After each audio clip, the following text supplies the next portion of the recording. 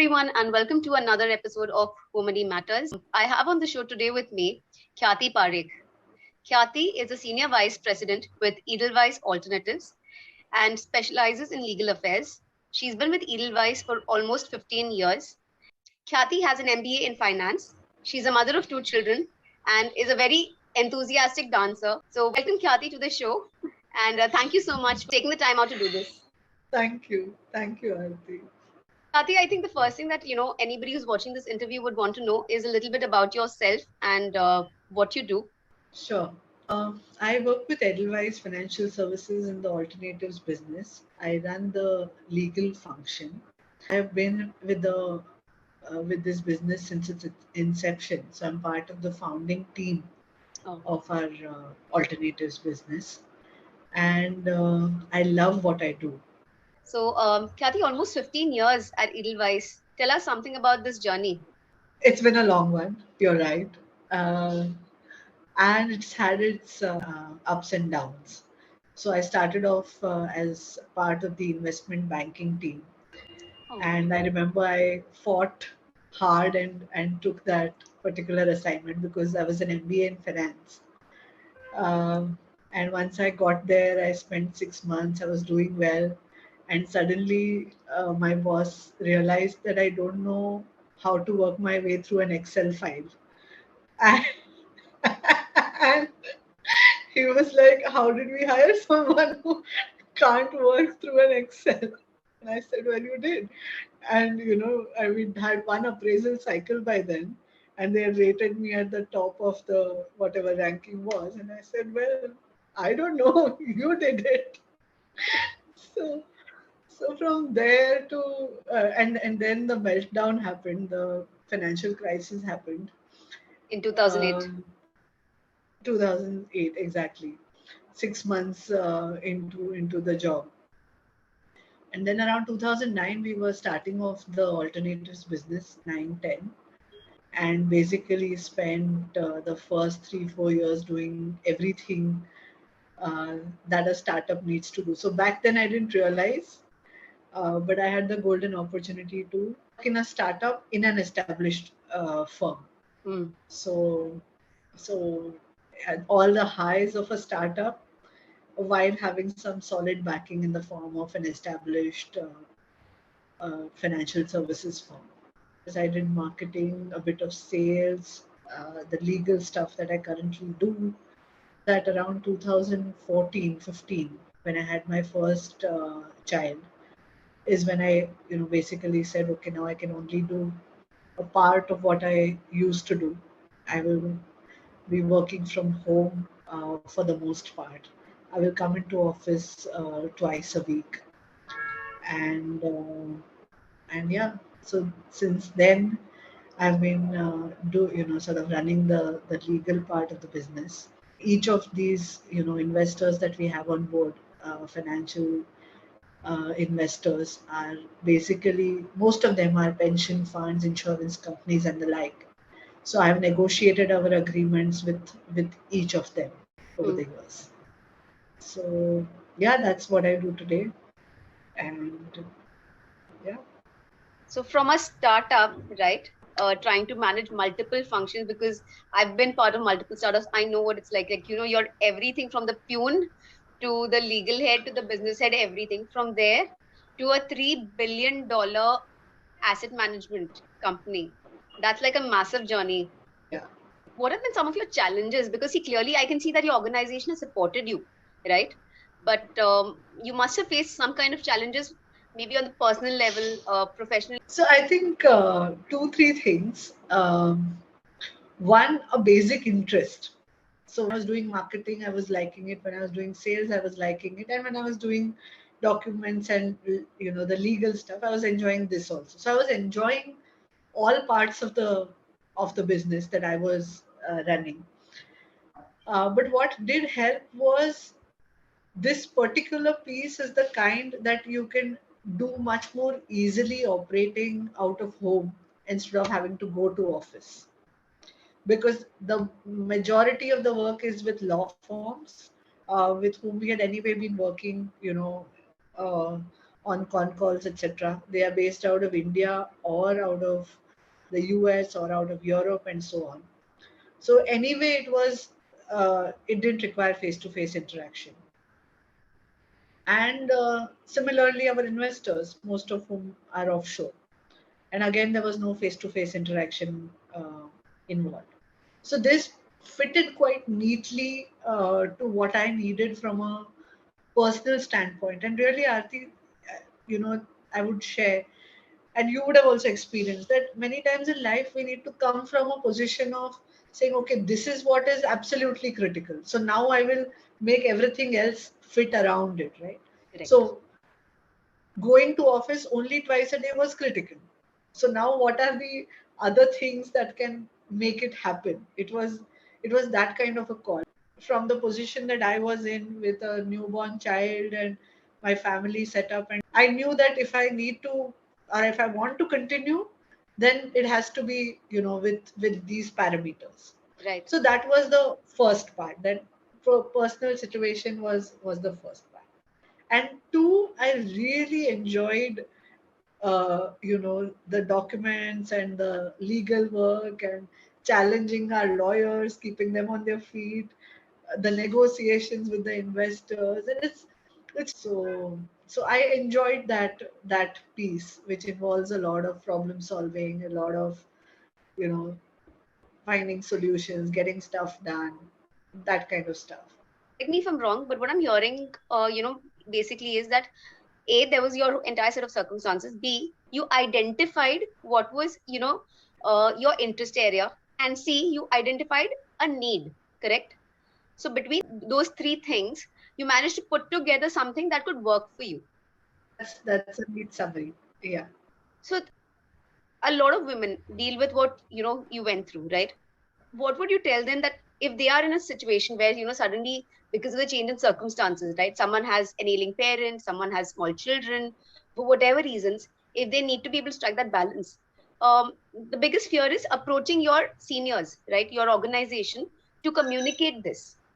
So how would you tell people that, they should communicate this to the people that they're working with? Good question, Arti. And also struggled very hard. So I think I must have gone and seen some 7, 8 daycare centers, before my maternity leave ended. I figured that that doesn't work, etc. So when I picked up the conversation at my workplace, I was also able to demonstrate that one, I'd made the effort to maybe accommodate what they wanted, which was for me to come back 5 times a week or basically be in office every day, and that wasn't workable. The options that were out there weren't solving or working for me. Hmm. So one, I was able to demonstrate that I made an effort to work with their parameters. And two, since that wasn't working, here was what I needed.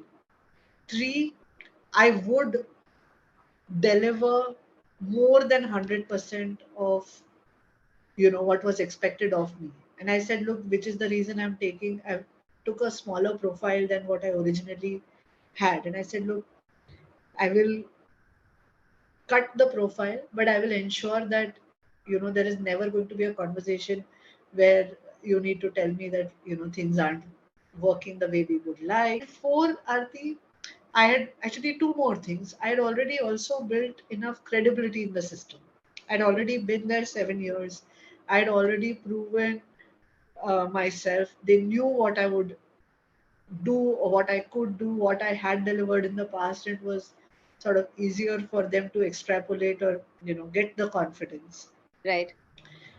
And finally, it's also about matching the organization's need and your need. I don't Yeah. think anybody is going to be giving you flexibility or Perks. anything actually. Accommodating certain things will generally happen when there's a mutual requirement. Hmm. So if the same thing was, if they had five other potential people who could do this and things like that, then maybe they'd say, okay, maybe we should look at that. Because finally it was, and this was pre-COVID, right? So work from home, I actually didn't know a single person who had a hybrid model of working in financial services. Mm. So I think it was a combination of all these 4 5 factors, Right. which allowed or helped me do it. And it's I think it has to be a sort of custom made conversation in that sense. Mm. But these are the 4 5 building blocks which one can use to have that conversation. But it really needs to tie up with the org requirement, or at least comfort to the org that you are going to deliver. So what you're saying is commitment, right? Demonstrating commitment that you're committed to the organization's needs, right? Secondly, having a skill set and the right kind of experience that convinces people that even though you may not be physically in the office all the time, you will get the job done, right? Yeah, Thirdly, even having a skill set that is rare to find. So I think that is something we all need to work on, right? Building an experience, legacy of experience and skill set that makes us, unique in the market. So, to fill yeah, your position may not be as easy as it may be for somebody else or for some other position, yeah, right? And fourthly, to be willing to take a smaller, some kind of a compromise. I mean, and compromise is a negative word, but to be willing to adjust your own expectations also, I think that is also equally important, because you're saying you'll take a smaller yeah, pie, okay, uh, yeah, but you will deliver on it perfectly, right, or as best as you can. yeah, And fifthly, yeah, identifying the organization's need. So between these five yeah, factors, one can not just initiate the conversation but also navigate it successfully. yeah, yeah. I would say so. All your past track record, equity in the system, market knowledge, knowledge of the org, all of that is going to help you. So, for example, it would be much more difficult to navigate this if I had been with the firm for a year, right? Before I Absolutely. had this situation. Absolutely. So it's a combination of all of these. And then, like you said, you basically also have to rationalize your expectations and match them with the situation. So I was pretty clear that at least for the first 2 3 years after I'd had my child, I would then, get comfortable with that situation. Right. Because if I wanted to, do exactly what I was doing in the exact same ways that I was doing, that wasn't possible. Absolutely. So, so that rationalizing also was critical, like you said. And you've, brought yourself to a stage where, I mean, you're valuable to your organization. um, you are fulfilling your responsibilities as a mother. But tell me, what role does money play in your life, right? I mean, at the end of the day, it is a reward, it is a need, right? um, how is that money impacted your ability to sort of play all of these roles? What role does money play in keeping these things together for you? I think it's a critical lubricant, right, Arti? It's like it's that old saying, if somebody thinks money can't buy happiness, they don't know where to shop. Yeah. It's not literal, but finally it is a critical lubricant in keeping things comfortable, in managing your time, in being able to say, okay, okay, I will, there are some things that money can solve and I will deploy money there. Something as simple as like my household help. I have much more help, uh, employed help, than most other people, simply because I know that I need backups to almost every work. Mm. I need, I have a nanny, but I will have a backup nanny because I have 2 kids and I have a job. Yeah. So I can't tell my workplace that, look, today work won't get done because Didi hasn't come. Correct. So I figured that the day I was supposed to return from maternity leave, the weekend prior to that, this is the first after my first one. The Mm. weekend prior to that, the help that I had hired and trained and was all set, just said, look, I don't want to do this anymore.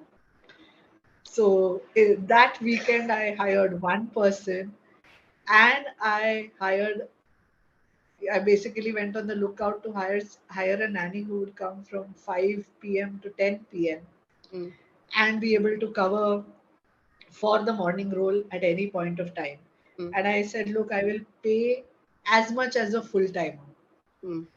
So that's my cost of doing business. It's a simple trade off. Yeah. So if you want to be working, then you you have to be paying to get other stuff done because you can't be everywhere at the same time. Or you can try to be, but then you're, burning out very seriously and very quickly. So I'd say that, yeah, money is a convenience. It is a cushion against life's exigencies. And obviously, it can buy you nice things which you can enjoy. Yeah. So that's what it is to me. Um, so see, one thing that I really loved is the phrase you used, right? Saying that it is the cost of doing business. Like in a lot of Indian households, there is this thing about, why do we need servants? While anybody who's living abroad will tell you that Indians are very lucky that we get house help, okay, Help. and we Yeah. get trained help for a plethora of jobs. In a lot of Indian households, there's still this thing that even if you're a working woman, right, you need to cook X number of meals in a day. You need to help out with the cleaning and stuff. But I think what you said is a very important way of looking at it. It is a cost of doing business that if you have X number of productive hours in a day and you want to be able to use that for, a certain purpose, you need to be able to hire, you know, hours from somebody else to fill in that gap. And that is how Yeah. business gets done. Everything gets Yeah. taken off. It's about creating an ecosystem. And we wouldn't be able to do what we do, right, Aarti, without that help. I mean, I'm eternally grateful to all of my helps because I wouldn't be able to do what I do if not for them. Yeah, I mean, where would you get the energy in any given day? You have two hands, two legs, and this is something people often laugh when I say this. But I have two hands, two legs, and like effectively 16 hours in a day. So if I have to get anything done, I need more hands and more brains too. Yeah, More about Women Matters. Do you handle your own investments, Khyati? I don't. I don't. I don't handle them to the extent that I would like to. Mm-hmm. I am involved. I We have a professional advisor who we work with as a family or as husband. My husband and I together. Even then, even then, I wish I was a little more hands-on and a little more involved. So Clearly you want to do more, but it means that you are doing something, which is often not the case with women who are juggling multiple roles. So you want to tell us a little bit what it is that you are doing, and at least it's your contribution to managing your family's wealth, so to say. I think my biggest contribution, Aarti, was bringing the professional advisor in. So my husband was otherwise, managing it directly through investing in mutual funds and doing his research and things like that, and he was doing a good job of it. But at some point, I realized that we would benefit greatly to have just somebody professional come in, take stock, consolidate all of it, uh, and help us to work through a plan. Went out there, got references for two three different advisors through friends. We met with those 3 4 shortlisted folks, and then I helped zero in on these folks and said, look, we need to get this done. So that was also just before I think my elder one was born. Mm. So at that point, it just came to the situation came about, and I said, look, if we are all over the place, we will not have a handle on these things. And my husband agreed, and that's what we did. So I think that was my biggest contribution. So again, I am more involved, uh, where I think or feel strongly about certain areas, say, from a diversification standpoint, or saying that, look, these particular goals are urgent for me or important for me. We should direct resources in that direction, and this is where I'm most involved. And I think that works well for the both of us. So that's how we manage it.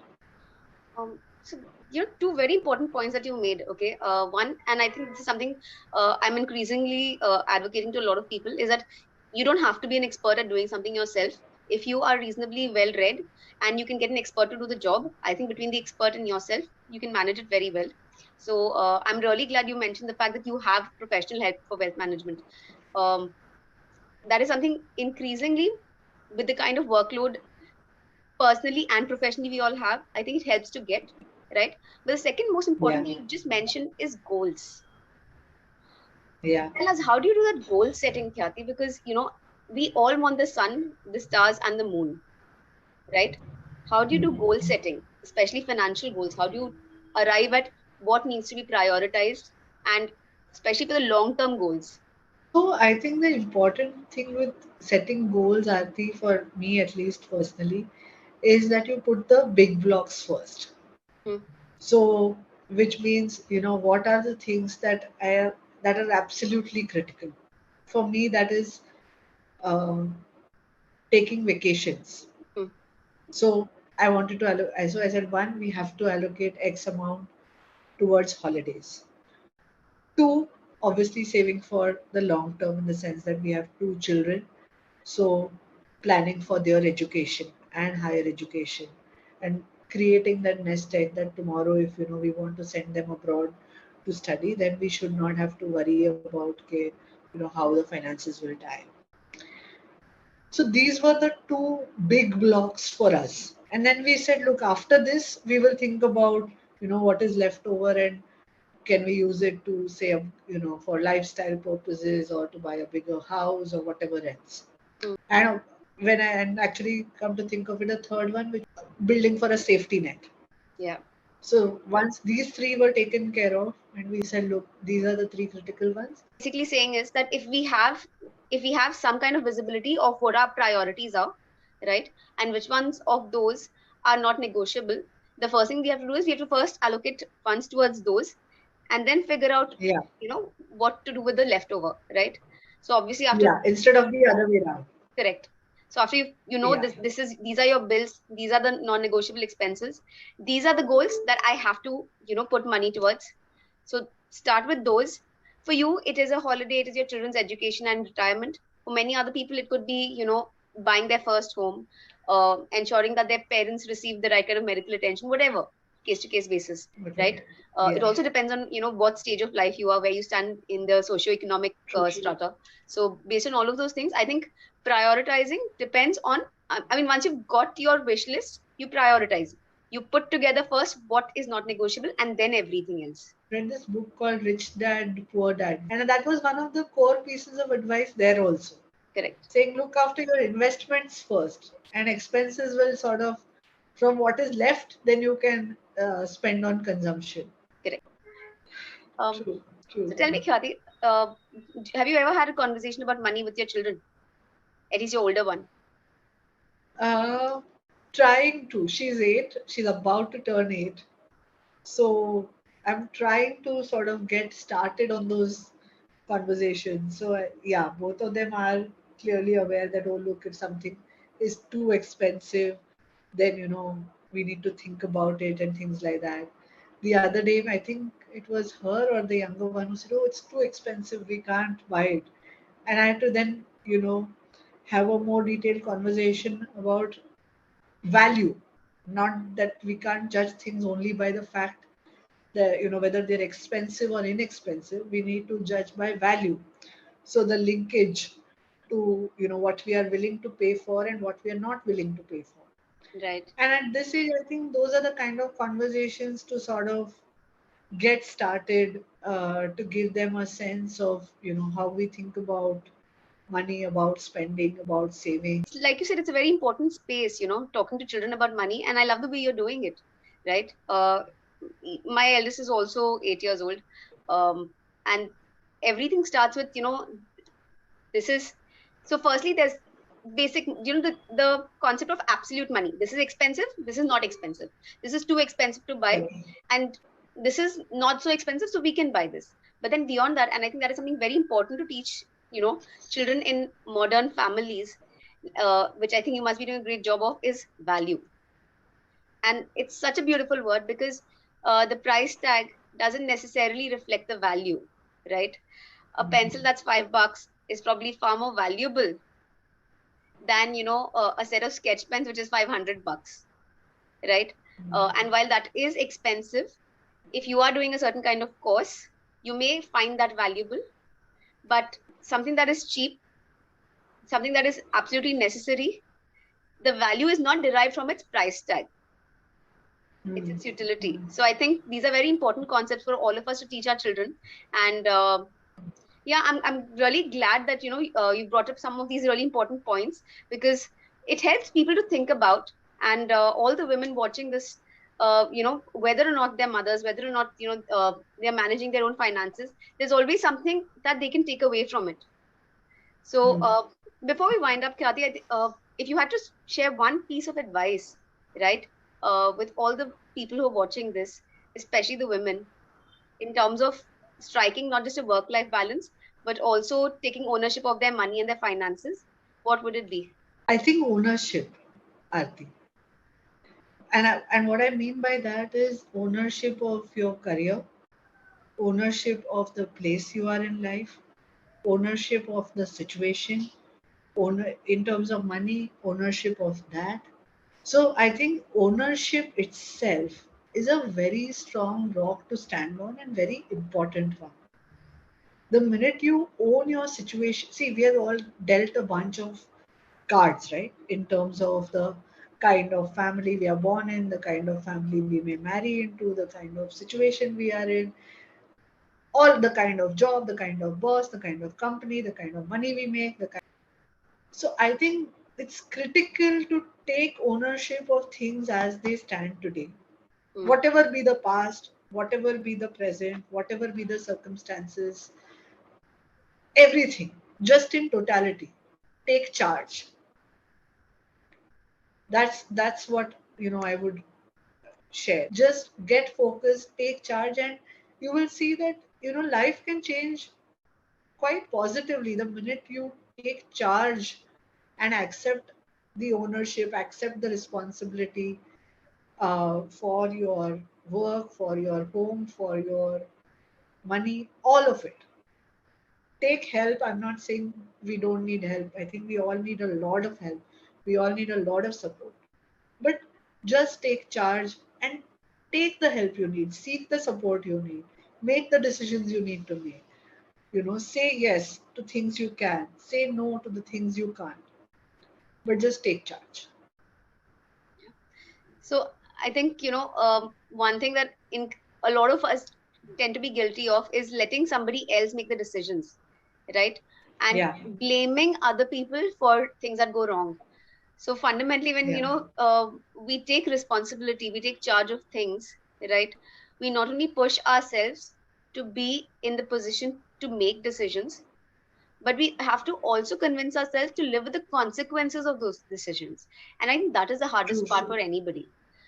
uh, true, to be in a position where you can make decisions, you need to be informed. If you don't know something, you need to figure it out, right? And I think that's where something like a Stephen comes in, that if you don't know, you need to learn, and it's never too late to learn, right? It's never too late to take charge. So yeah, I true. think it's a very beautiful piece of advice. Thank you so much, Khyati. It's been a pleasure having you. um, and yes, all the very best. uh, it's always great to hear advice, not just from people who are willing to share the advice, but more importantly, someone who's practiced it themselves. And yeah, thank you so much. Thank you so much for your time and for the wonderful advice and for the experience that you shared today. Thank you. Thanks a lot, Arti. And it's a great, great initiative that you've taken with this series. And I really, really hope this is useful to others. And kudos to you. Keep up the absolutely great work that you're doing. Thank you Thank so you. much, Khyati. Thank you so much, everyone.